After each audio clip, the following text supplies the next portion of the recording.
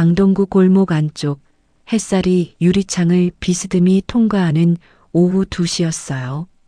저는 늘 이 자리에 앉아요. 창가에서 두 번째, 나무 의자가 살짝 삐걱거리는 그 자리.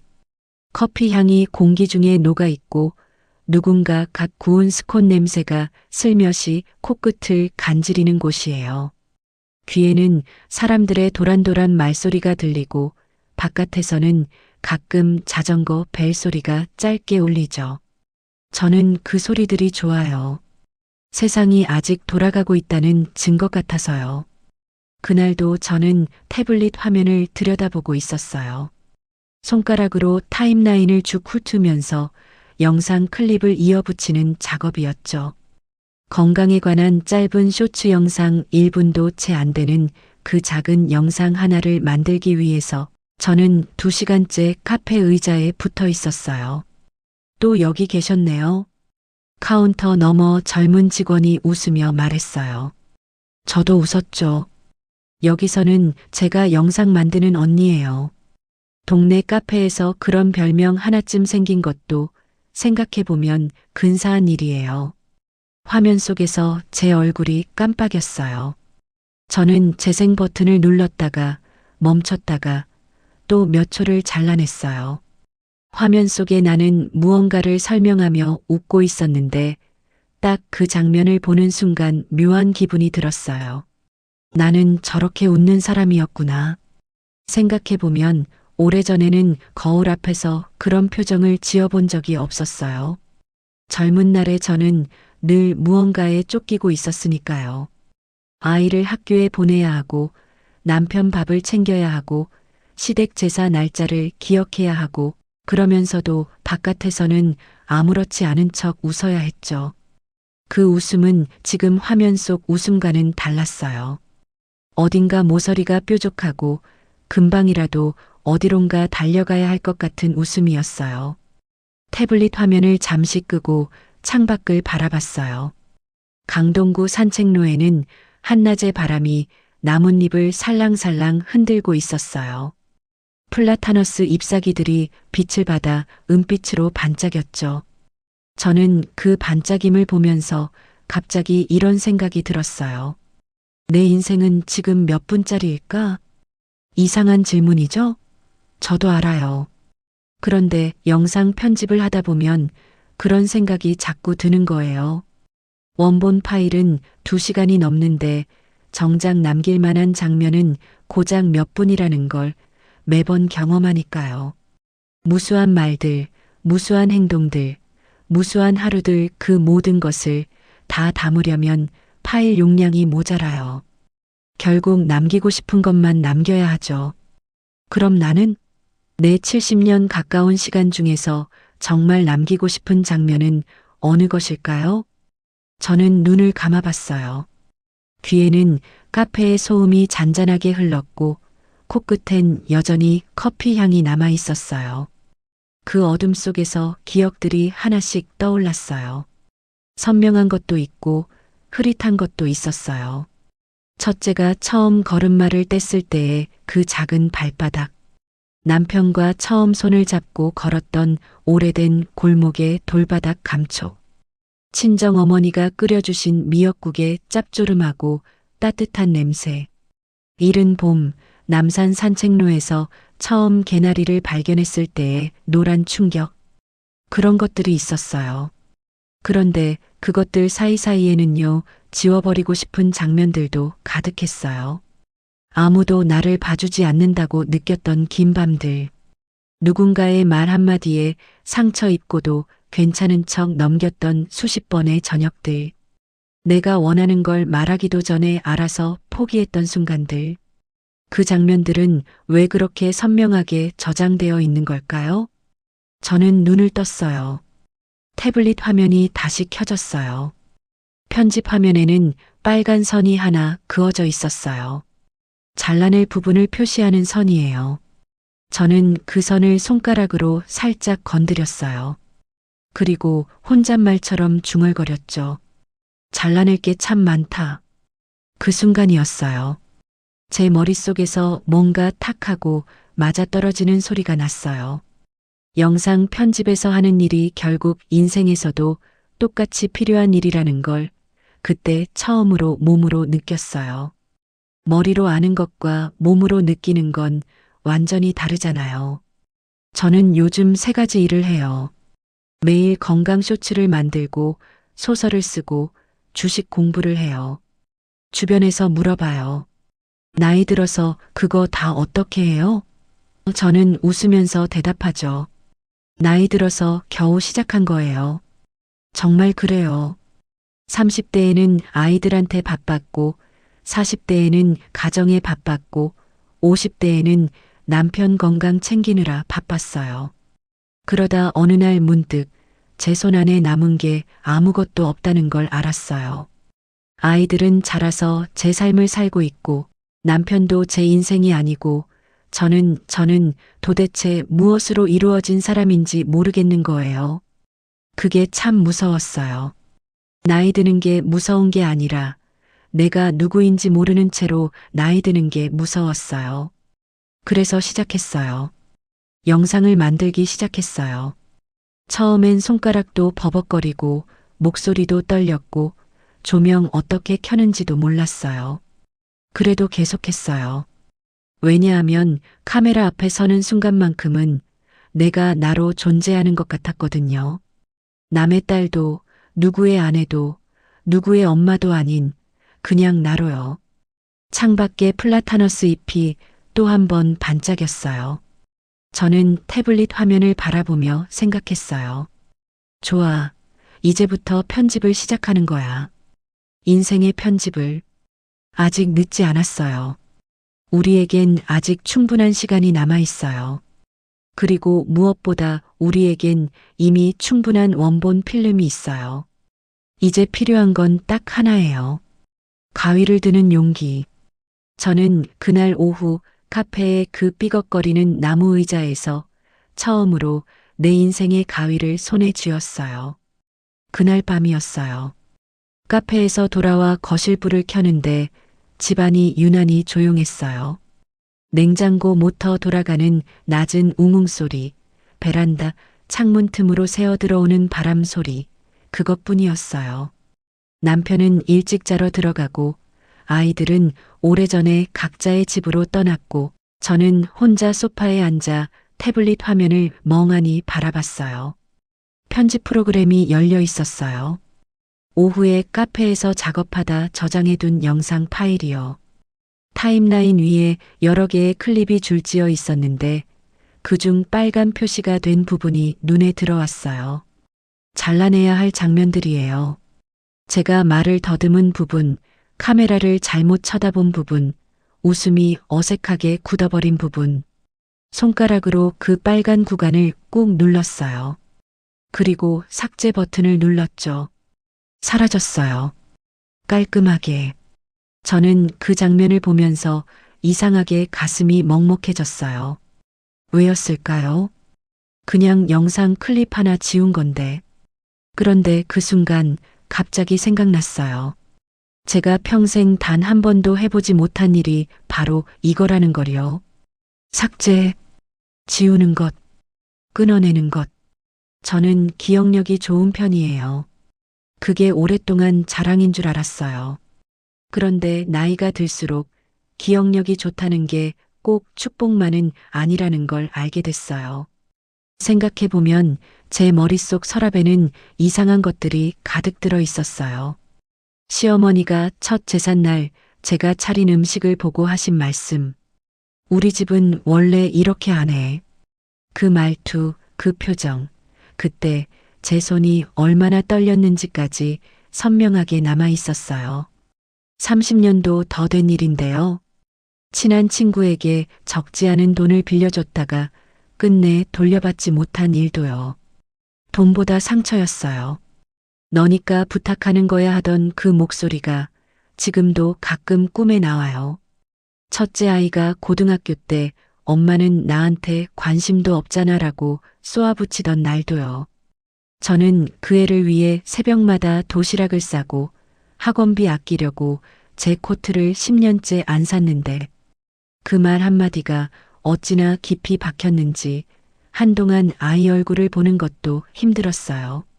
이런 기억들이요, 서랍 속에 차곡차곡 쌓여서 딱히 꺼내보려는 것도 아닌데 어느 순간 혼자 튀어나와요. 주로 밤에요. 아무것도 안 하고 가만히 있을 때요. 그때마다 저는 그 기억의 무게에 눌려서 이불을 꼭 끌어안고 천장을 바라봤어요. 왜 나는 이런 것들을 아직도 갖고 있을까? 그날 밤 태블릿 화면 앞에서 저는 한참을 멍하니 앉아 있었어요. 편집 프로그램 위에 클립들이 늘어서 있었어요. 저는 하나씩 눌러보기 시작했어요. 어떤 건 남기고 어떤 건 지우고. 그러다 문득 이런 생각이 들었어요. 내 기억도 이렇게 할 수 있으면 얼마나 좋을까? 그때 저도 모르게 피식 웃음이 나왔어요. 그리고 그 웃음 뒤에 뭔가 서글픈 것이 올라왔어요. 눈물은 아니었어요. 눈물보다 더 깊은 곳에서 올라오는 오래된 피로 같은 것이었어요. 저는 태블릿을 내려놓고 거실 불을 반쯤 낮췄어요. 그리고 소파에 등을 기댔어요. 베란다 너머로 강동구의 밤 풍경이 보였어요. 아파트 불빛들이 점점이 켜져 있고 멀리 가로등 불빛이 도로를 주황색으로 물들이고 있었어요. 누군가의 집마다 각자의 삶이 있을 텐데 다들 무슨 기억을 안고 저렇게 불을 켜고 있을까 싶었어요. 그러다 갑자기 아주 오래전 일이 떠올랐어요. 제가 18살이던 해봄이었어요. 지금은 흔적도 없이 사라진 동네 골목, 담벼락에 담쟁이 덩굴이 올라오던 그 길이요. 저는 학교 끝나고 혼자 그 골목을 걸어가다가 담장 아래 민들레 한 송이를 발견했어요. 시멘트 틈새에서 나온 거였어요. 노란색이 어찌나 선명하던지 저는 그 자리에 쭈그려 앉아서 한참을 들여다봤어요. 아무것도 아닌 일이에요. 꽃 하나 본 거잖아요. 그런데 그 기억은 선명해요. 민들레 꽃잎의 노란색, 시멘트 특유의 차갑고 서늘한 냄새, 봄 햇살이 등 뒤에서 따뜻하게 내려앉던 감촉까지요. 왜 이 기억은 선명하게 남아있을까요? 그리고 왜 저는 그동안 이 기억 대신 시어머니 말씀이나 친구 이야기 같은 것들만 꺼내 들여다보고 있었을까요? 저는 그 밤 혼자서 조용히 결심 같은 걸 했어요. 굉장히 거창한 건 아니었어요. 그냥 이제부터는 내가 기억을 선택하겠다는 거였어요. 물론 쉽지 않다는 걸 알아요. 나쁜 기억은 지우려 할수록 더 선명해지는 이상한 성질이 있잖아요. 억지로 잊어야지 하면 오히려 더 떠오르는 그 심술궂은 느낌. 저도 그걸 알아요. 그래서 저는 방법을 바꿔보기로 했어요. 억지로 지우려는 게 아니라 좋은 기억을 더 크게 켜는 거예요. 편집에서 쓰는 방법이에요. 불필요한 클립을 억지로 없애려는 게 아니라 남기고 싶은 장면의 볼륨을 높이고 화면을 밝게 보정하는 거요. 그러면 어두운 클립은 자연스럽게 뒤로 밀려요. 18살의 그 민들레를 자주 꺼내보는 거예요. 첫째가 처음 웃던 날에 그 보드라운 뺨의 감촉을 다시 느끼는 거예요. 남편이 오래전 서툴게 건넨 작은 선물의 포장지가 어떤 색이었는지를 기억하는 거예요. 그런 장면들의 밝기를 높이는 거예요. 소파에서 일어나 베란다 문을 살짝 열었어요. 밤 공기가 들어왔어요. 서늘하고 풀 냄새가 아주 조금 섞인 그 계절 특유의 냄새였어요. 저는 눈을 감고 그 공기를 깊이 들이마셨어요. 지워도 돼. 안 갖고 있어도 돼. 마음속으로 조용히 말했어요. 시어머니한테요. 그 친구한테요. 그리고 무엇보다 그 상처들을 이렇게까지 오래 소중히 안고 다닌 저 자신한테요. 그땐 그랬지. 소리내어 말해봤어요. 밤 공기 속으로 그 말이 흩어졌어요. 신기했어요. 그 말을 소리내어 하니까 뭔가 아주 조금, 정말 아주 조금 가벼워지는 것 같았어요. 30년치 기억이 한꺼번에 사라지진 않았어요. 그건 당연한 거예요. 하지만 제가 그 기억의 주인이라는 감각이 그 순간 처음으로 생겼어요. 기억은 나한테 속한 거예요. 내가 기억에 속한 게 아니라. 저는 다시 태블릿을 집어들었어요. 편집 화면을 열었어요. 빨간 표시가 된 클립들이 여전히 줄지어 있었어요. 저는 하나씩 천천히 삭제 버튼을 눌렀어요. 말을 더듬은 부분, 시선이 흔들린 부분, 어색하게 웃다가 멈춘 부분, 하나씩 사라질 때마다 타임라인이 깨끗해졌어요. 그리고 남겨진 클립들만으로 재생 버튼을 눌렀어요. 화면 속에 저는 환하게 웃으면서 이야기하고 있었어요. 자연스럽게, 힘있게, 살아있게. 저는 그 화면을 보면서 생각했어요. 아, 이게 나구나. NG 장면들을 다 잘라내고 나서야 보이는 진짜 나. 상처를 다 드러내고 나서야 보이는 18살의 민들레 앞에 쭈그려 앉아 눈을 반짝이던 그 여자. 그 여자가 아직 여기 있었어요. 베란다 바람이 또 한 번 들어왔어요. 저는 커튼을 살짝 쳐주고 소파에 앉아 무릎 위에 담요를 올렸어요. 따뜻했어요. 오늘 밤은 좀 잘 수 있을 것 같았어요.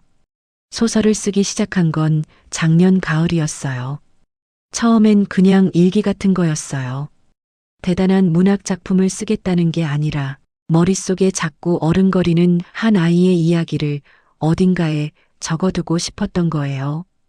예원학교에 다니는 중학교 1학년 여자아이.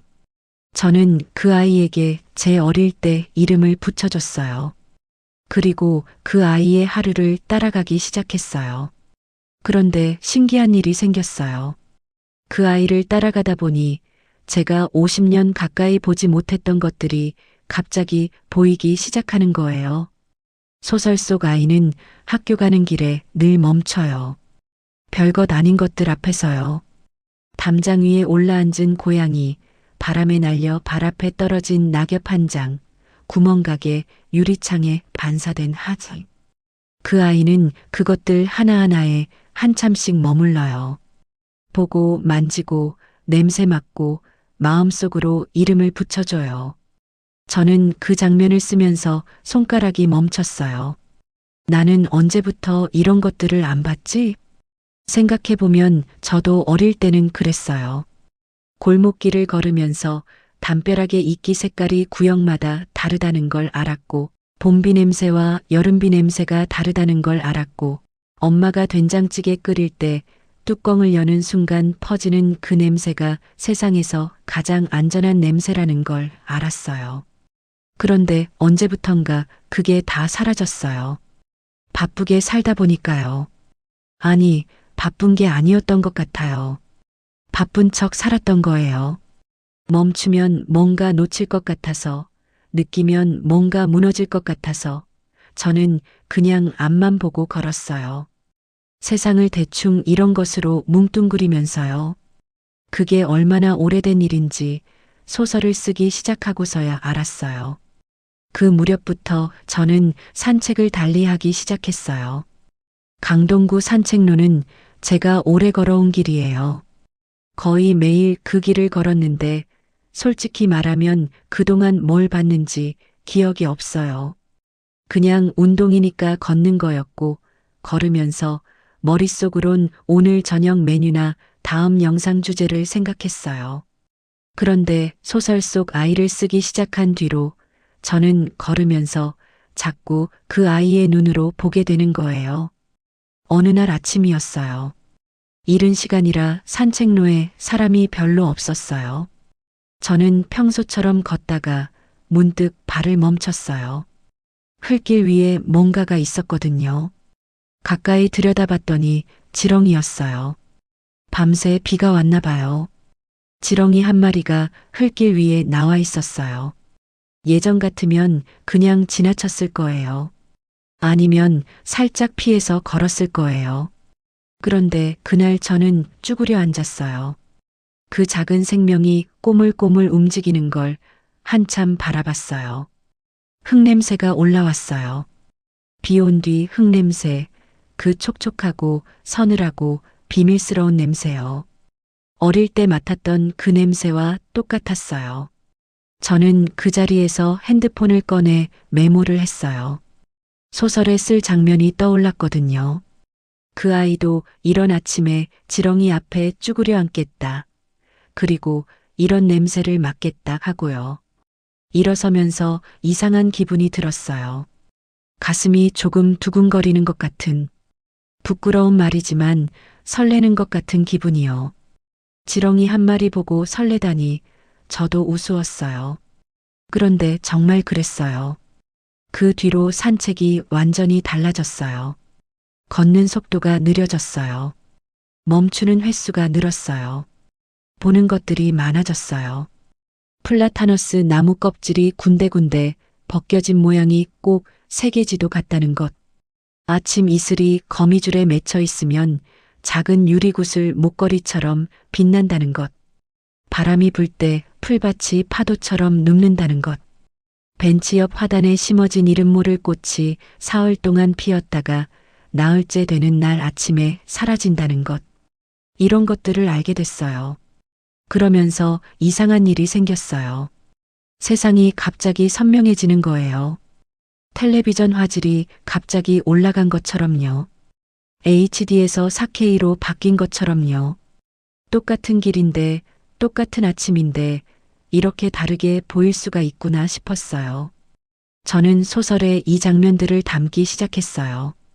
그 아이의 눈으로 보는 세상이 이렇게 선명하게 담기는데, 그건 사실 제 눈으로 본 거였어요. 그 아이를 쓰면서 제 감각이 다시 열리고 있었던 거예요. 어느 날 카페에서 소설을 쓰다가 옆 테이블에 할머니 두 분이 앉으셨어요.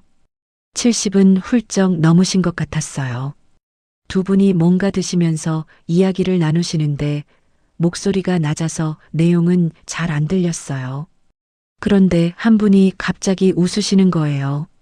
어찌나 환하게, 어찌나 크게 웃으시는지 카페 안에 그 웃음소리가 퍼졌어요. 다른 손님들도 저도 모르게 그쪽을 바라봤어요. 저는 그 순간을 바라보면서 멈췄어요. 그분의 눈가에 주름이 가득했어요. 손등에도 세월의 흔적이 역력했어요. 그런데 그 웃음은요, 세상에서 가장 자유로운 웃음이었어요. 아무것도 계산하지 않은 웃음.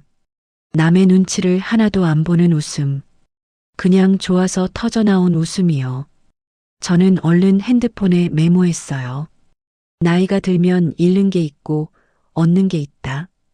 그 할머니는 체면을 잃은 대신 자유를 얻으셨다. 그리고 생각했어요. 저는 지금 무엇을 잃고 무엇을 얻고 있는 걸까요? 반도체 공부를 시작한 건 순전히 주식 때문이었어요. 남편이 은퇴하면서 노후 자금 이야기가 현실로 다가왔거든요. 저는 뭔가 해야겠다 싶어서 책을 한 권 샀어요. 반도체 산업 관련 책이었는데 첫 페이지를 펼치는 순간 눈앞이 까매지는 것 같았어요. 용어들이 외계어 같았어요. 그냥 덮을까 몇 번을 생각했어요. 그런데 그러지 않았어요. 왜냐하면 그때쯤 저는 이미 알고 있었거든요. 모르는 것 앞에서 멈추는 것도 하나의 감각이라는 거요. 그 낯설음을 느끼는 것 자체가 살아있다는 신호라는 거요. 저는 처음 보는 단어들을 하나씩 찾아봤어요. 나노미터가 뭔지, 공정이 뭔지, 왜 회로가 작아질수록 좋은 건지. 찾다 보니 그게 또 신기한 거예요. 눈에 보이지도 않을 만큼 작은 세계에서 사람들이 어마어마하게 정밀한 작업을 한다는 게요. 머리카락 굵기의 수만 분의 1 되는 선을 그린다는 게요. 저는 그게 묘하게 감동적이었어요. 그 정밀함이요. 그 작은 것에 집중하는 방식이요. 그게 꼭 제가 산책로에서 거미줄 이슬을 들여다보던 것하고 같은 마음인 것 같았어요. 크고 화려한 것 말고 아주 작고 정확한 것에 집중하는 마음. 그 마음이 세상을 바꾸는 거잖아요. 반도체도 그렇고 인생도 그렇고. 저는 그날 일기에 이렇게 썼어요. 해상도를 높인다는 건 큰 것을 보는 게 아니라 작은 것을 제대로 보는 거다. 봄이 오던 어느 날이었어요. 산책로 한쪽에 개나리가 피기 시작했어요. 노란색이었어요. 그 선명한 노란색을 보는 순간 저는 또 멈췄어요. 18살의 시멘트 틈새 민들레 앞에 쭈그려 앉던 그날이 겹쳐서 보였어요. 50년이 지났는데 노란색은 여전히 같은 노란색이었어요. 저는 한참을 그 개나리 앞에 서 있었어요. 바람이 불자 꽃가지가 살랑였어요. 꽃향기가 아주 얇게 공기 중에 퍼졌어요. 볕이 등을 따뜻하게 눌렀어요. 눈물이 날 것 같았어요. 슬픈 게 아니었어요. 설명하기 어려운 감정이었어요. 오랫동안 닫혀있던 문이 스르륵 열리는 것 같은 그 감각이요. 저는 핸드폰을 꺼냈어요. 사진을 찍으려다가 그러지 않았어요. 그냥 눈으로 담았어요. 눈으로, 코로, 피부로. 저장 버튼을 따로 누르지 않아도 이건 절대 지워지지 않을 것 같았어요. 그리고 생각했어요. 이게 살아있다는 거구나. 화질이 좋아야 볼맛이 나고 볼맛이 나야 살맛이 난다고 했잖아요. 그 말이 봄 햇살 속에서 처음으로 몸에 와닿았어요. 머리가 아니라 몸으로요. 집에 돌아와 소설을 열었어요. 소설 속 그 아이도 오늘 개나리를 봤어요. 저는 그 아이가 개나리 앞에서 어떤 표정을 짓는지 썼어요. 꽃 색깔이 너무 선명해서 눈이 시릴 것 같다고 썼어요. 그리고 그 아이가 혼자 중얼거리게 했어요. 세상이 이렇게 예뻤구나. 다 쓰고 나서 화면을 바라봤어요. 저는 그 문장을 한참 들여다봤어요. 그 아이가 한 말인지 제가 한 말인지 모르겠었어요. 아마 둘 다였을 거예요. 저는 저장 버튼을 눌렀어요. 그리고 창밖을 봤어요. 강동구의 오후가 창유리 너머로 조용히 빛나고 있었어요. 세상이 다시 선명해지고 있었어요. 아주 천천히 그러나 확실하게. 올해 생일날 아침이었어요. 눈을 떴을 때 제일 먼저 든 생각이 이상하게도 숫자였어요. 나이 숫자가 아니라 영상 숫자였어요. 오늘로 제가 만든 건강 쇼츠가 정확히 200편이 됐거든요. 저는 이불 속에서 혼자 피식 웃었어요. 생일날 아침에 이불 속에서 영상 편수를 세고 있다니 참 나답다 싶었어요. 남편이 옆에서 자고 있었어요. 언제부턴가 남편 자는 얼굴을 보는 게 좋아졌어요. 젊었을 때는 그냥 옆에 있는 사람이었는데 이 나이가 되니까 이 사람이 내 곁에서 숨 쉬고 있다는 것 자체가 참 귀하게 느껴지더라고요. 주름진 이마, 희끗한 머리카락, 입을 살짝 벌리고 자는 그 얼굴이요. 저는 살며시 일어나서 주방으로 갔어요. 창문으로 아침 햇살이 들어오고 있었어요. 저는 주전자에 물을 올리고 찻잎을 꺼내고 머그컵을 하나 꺼냈어요. 물 끓는 소리가 조용한 아침을 채웠어요. 차 한 잔이 우러나는 동안 저는 창밖을 바라봤어요. 강동구의 아침은 언제 봐도 좋아요. 이른 시간의 공기는 아직 하루가 시작되지 않은 것처럼 맑고 나무들이 바람에 살랑이는 소리가 어찌나 고요하게 들리는지요. 저는 따뜻한 머그컵을 두 손으로 감싸쥐고 한 모금 마셨어요. 차의 온기가 목을 타고 내려갔어요. 200편. 다시 그 숫자를 떠올렸어요. 200편이라니. 1년 전만 해도 상상도 못했어요. 처음 카메라 앞에 섰던 날을 기억해요. 핸드폰을 세워놓고 녹화 버튼을 눌렀는데 저는 그냥 굳어버렸어요. 말이 안 나왔어요. 입술이 떨리고 손이 어디 있어야 할지 모르겠고 눈은 카메라를 봐야 하는지 딴 데를 봐야 하는지도 몰랐어요. 30초 만에 녹화를 껐어요. 그리고 혼자 앉아서 한숨을 쉬었어요. 이걸 내가 왜 하려고 했지? 그런 생각이 들었어요. 나이 들어서 쓸데없는 짓 하는 거 아닌가 싶기도 했어요. 주변에서도 다들 의아해했어요. 유튜브? 요즘 젊은 애들도 힘들다던데. 굳이 왜 해? 그런 말들이요. 그런데 이상하게 그만두고 싶지 않았어요. 왜냐하면 카메라 앞에 서는 그 순간만큼은 저는 아무것도 아닌 게 아니었거든요. 누구의 엄마도 누구의 아내도 아닌 그냥 뭔가를 말하고 싶은 사람이었어요. 그게 너무 좋았어요. 서툴고 떨리고 어색해도 그 감각이 너무 좋아서 계속했어요. 10편을 넘기고 50편을 넘기고 100편을 넘기면서 달라졌어요. 손이 더 이상 떨리지 않았어요. 카메라를 보는 눈이 편안해졌어요. 말이 자연스럽게 나왔어요. 그리고 어느 날부터인가 댓글이 달리기 시작했어요. 처음 달린 댓글을 기억해요. 선생님 덕분에 오늘 아침이 달라졌어요. 저는 그 댓글을 보고 한참을 멍하니 앉아 있었어요. 달라졌다고요. 제 영상이 누군가의 아침을 달라지게 했다고요. 가슴속 어딘가에서 뭔가 따뜻한 것이 올라왔어요. 그게 뭔지 한동안 몰랐는데 나중에야 알았어요. 그건 보람이었어요. 오랫동안 잊고 있던 내가 무언가에 쓸모 있다는 그 감각이었어요. 생일날 아침 차를 다 마시고 저는 노트를 꺼냈어요.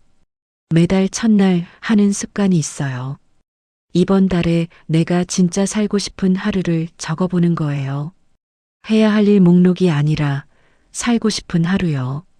그 둘은 달라요. 해야 할 일은 의무에서 나오고 살고 싶은 하루는 욕망에서 나오거든요.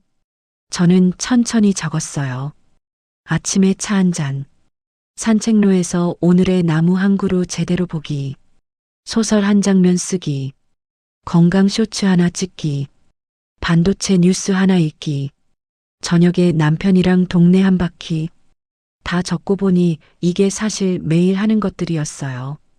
별것 아닌 것 같은데 이게 제 킬러 콘텐츠였어요. 제가 가장 빛나는 순간들이었어요. 저는 그 목록을 보면서 오래 생각했어요. 젊었을 때 저는 늘 어딘가를 향해 달렸어요. 더 좋은 집, 더 좋은 환경, 아이들의 더 좋은 미래. 목표가 항상 저 멀리 있었어요. 지금 이 순간은 그냥 거쳐가는 통로였어요. 행복은 늘 조금 있다가 오는 것이었어요. 그런데 이 나이가 되니까 알아요. 행복은 저 멀리 없었어요. 차 한 잔의 온기 속에 있었고, 산책로의 흙냄새 속에 있었고, 카메라 앞에서 처음으로 웃음이 자연스럽게 나오던 그 순간 속에 있었어요. 제가 그냥 지나쳐 왔을 뿐이에요. 생일날 오후에 딸에게서 전화가 왔어요. 엄마, 생일 축하해. 뭐 하고 싶은 거 있어? 저녁에 외식할까? 저는 잠깐 생각하다가 대답했어요. 아니, 괜찮아. 엄마 오늘 영상 찍어야 해. 전화기 너머로 딸이 웃었어요. 엄마 요즘 진짜 바쁘다, 바빠. 그 웃음소리에 뭔가 놀라움 같은 게 섞여 있었어요. 신기하다는 듯한 그런 웃음이요. 저도 웃었어요. 바쁜 거 맞아요. 그런데 예전의 바쁨과는 달라요. 예전엔 바쁘면 지쳤는데 지금은 바쁘면 충전이 돼요. 그 차이가 어디서 오는 건지 오래 생각해 봤어요. 결론은 단순했어요. 예전엔 남의 일정으로 바빴고 지금은 내 일정으로 바쁜 거예요. 저녁에 혼자 카메라를 세웠어요. 200번째 영상이니까 뭔가 특별한 걸 해야 하나 싶었는데 그러지 않기로 했어요. 그냥 오늘처럼 평범하게 찍기로 했어요. 저는 카메라를 바라보며 천천히 말을 시작했어요. 여러분, 저 오늘 생일이에요. 그 말을 하는 순간 저도 모르게 웃음이 나왔어요. 카메라 앞에서 생일이라고 말하는 게 왜 이렇게 설레는지 저도 모르겠어요. 그런데 설레는 거 맞았어요. 이 나이에 생일이 설레냐고요? 설레더라고요. 왜냐하면 올해의 저는 작년의 저보다 훨씬 재미있는 사람이 됐거든요. 촬영을 마치고 편집을 시작했어요. 타임라인 위에 클립이 올라갔어요. 저는 하나씩 들여다봤어요. 말이 자연스럽게 흘렀어요. 눈빛이 살아있었어요. 웃음이 진짜였어요. 잘라낼 부분이 거의 없었어요. 저는 그게 신기했어요. 처음엔 잘라낼 게 그렇게 많았는데 이제는 남길 게 더 많아졌어요. 인생이랑 똑같다는 생각이 들었어요. 연습이 쌓이면 하이라이트가 늘어나는 거잖아요. 영상을 올리고 나서 소파에 앉았어요. 남편이 옆에 와서 앉았어요. 우리는 말없이 나란히 앉아서 창밖을 바라봤어요. 강동구의 밤이 조용히 내려앉고 있었어요. 아파트 불빛들이 하나씩 켜지고 멀리서 아이 웃음소리가 들려왔어요. 남편이 물었어요. 오늘 행복했어? 저는 잠깐 생각했어요. 특별한 게 없었어요. 맛있는 걸 먹은 것도 아니고 어딜 간 것도 아니고 선물을 받은 것도 아니었어요. 그냥 차 마시고 산책하고 글 쓰고 영상 찍은 하루였어요. 응. 저는 대답했어요.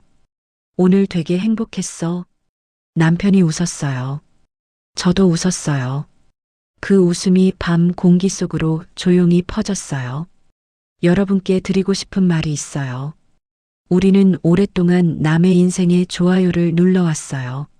자식 인생, 손주 인생, 남편 인생, 며느리 인생. 그것들을 응원하고 뒷바라지하면서 정작 내 인생 영상의 재생 버튼은 못 눌렀어요. 이제는 눌러도 돼요. 아니, 이제는 눌러야 해요. 늦지 않았어요. 진짜예요. 저는 이 나이에 카메라 앞에 섰고 소설을 쓰기 시작했고 반도체 공부를 시작했어요.